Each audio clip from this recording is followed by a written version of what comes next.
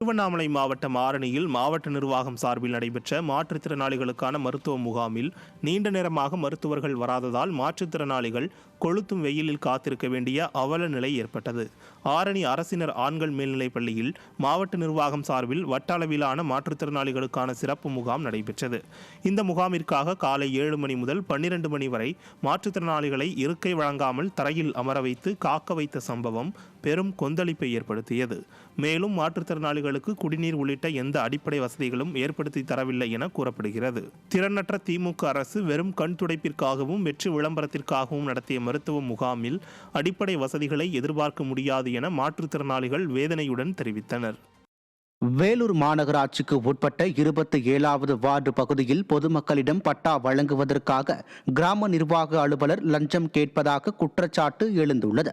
தங்கள் வார்டுக்கு உட்பட்ட பகுதிகளில் பட்டா வழங்குவதற்காக கிராம நிர்வாக அலுவலர்கள் 5 லட்சம் முதல் 10 லட்சம் ரூபாய் வரை லஞ்சம் கேட்பதாக இளைஞர் ஒருவர் வீடியோ வெளியிட்டார். அந்த வீடியோவை திமுக மாமன்ற உறுப்பினர் சதீஷ் என்பவர் சமூக வலைதளத்தில் பதிவிட்டுள்ளார்.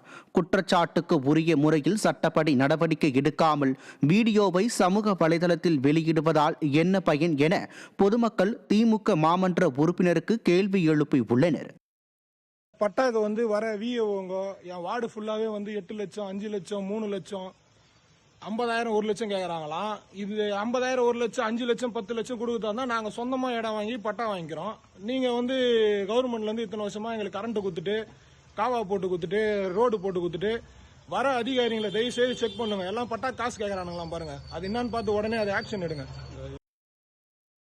திருப்பூர் மாவட்டம் அவிநாசி அருகே தெருநாய் கடித்ததில் ஒருவர் பலியான சம்பவம் சோகத்தை ஏற்படுத்தியுள்ளது. சேவூர் தேவேந்திர நகரைச் சேர்ந்த அற்புதராஜ் என்ற நபரை 2 மாதங்களுக்கு முன்பு தெருநாய் கடித்ததில் முறையான சிகிச்சை எடுக்காமல் இருந்ததாக தெரிகிறது. இந்த நிலையில் கடந்த வாரம் திடீரென உடல்நலக்குறைவு ஏற்பட்டதில் உறவினர்கள் அற்புதராஜை சேவூர் அரசு மருத்துவமனைக்கு அழைத்துச் சென்றனர்.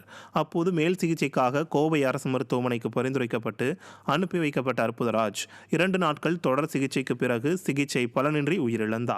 இந்த சம்பவம் சேவூர் பகுதி மக்களிடையே பெரும் சோகத்தை ஏற்படுத்தியுள்ளது. ஸ்டாலின் மாடல் அரசு தெருநாய்களை கட்டுப்படுத்துவதோடு நாய்க்கடி குறித்து மேற்கொள்ளும் சிகிச்சை பற்றியும் விழிப்புணர்வை ஏற்படுத்த வேண்டும் என பொதுமக்கள் கோரிக்கை வைத்துள்ளனர்.